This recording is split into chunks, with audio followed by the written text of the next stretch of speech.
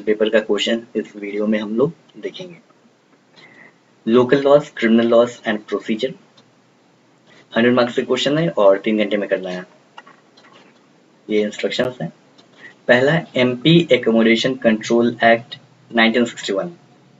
पहला क्वेश्चन है 8 मार्क्स का। Under what circumstances does an appeal against the order of rent controlling authority explain the provision related to second appeal.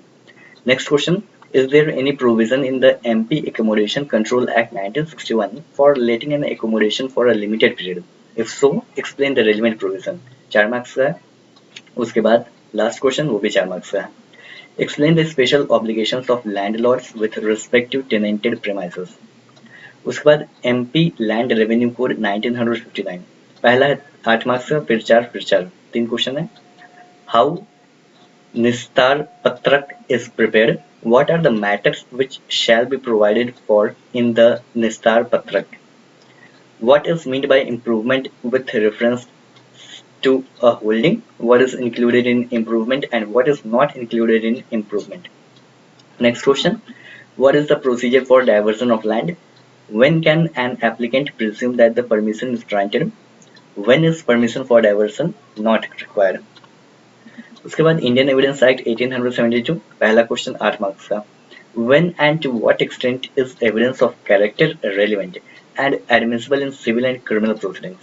Is a previous conviction relevant against the accused? If yes, then when? उसके बाद 4 marks का। Describe judge's power to put questions or order production of any document or thing under section 165 of the Indian Evidence Act 1872. Next, when and how may a witness refresh his memory? Explain referring to case laws. 4 marks का है। उसके बाद Indian penal code 1860। पहला question 8 marks का। Explain preparation to commit crime and attempt to commit crime and point out the distinction between them. Next, define criminal force, hurt and grievous hurt. 4 marks का है। उसके बाद what is forgery? When is a person said to have made a false document? ये भी 4 marks का है। Next, criminal procedure code 1973। पहला question 8 marks का। For what offenses or accused persons plea bargaining under chapter 21A of Code of Criminal Procedure 1973 is applicable?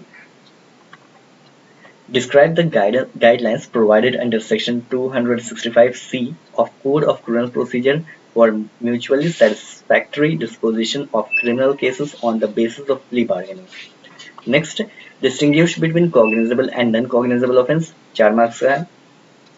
Cognizable defined as CRPC के section 2 clause C में। उसके बाद non-cognizable L में।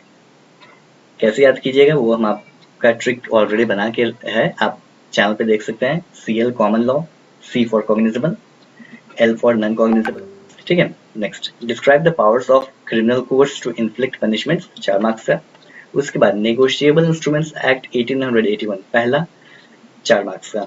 Explain the law relating to cognizance of offence under section 138 of the negotiable instruments act 1881। इसमें हमेशा कुछ ना कुछ 138 पे केस लॉज आते रहते हैं। अगर आप रिसेंट केस लॉज को फॉलो कर रहे हैं और उसे लिख दीजिएगा तो बहुत अच्छा प्रभाव पड़ता है और मार्क्स भी अच्छे मिलेंगे। Next question, discuss in brief how recording of evidence in negotiable instrument act cases differs from criminal cases registered upon complaint. ये भी 4 मार्क्स का है। उसके बाद मिक्स्ड क्वेश्चन है। Write short notes on withdrawal from prosecution, cancellation of bail, define proved, disproved, not proved. ये proved वाला evidence act का है 1872। ये तीनों 4 मार्क्स हैं। मिलते हैं नेक्स्ट वीडियो में। जय हिंद।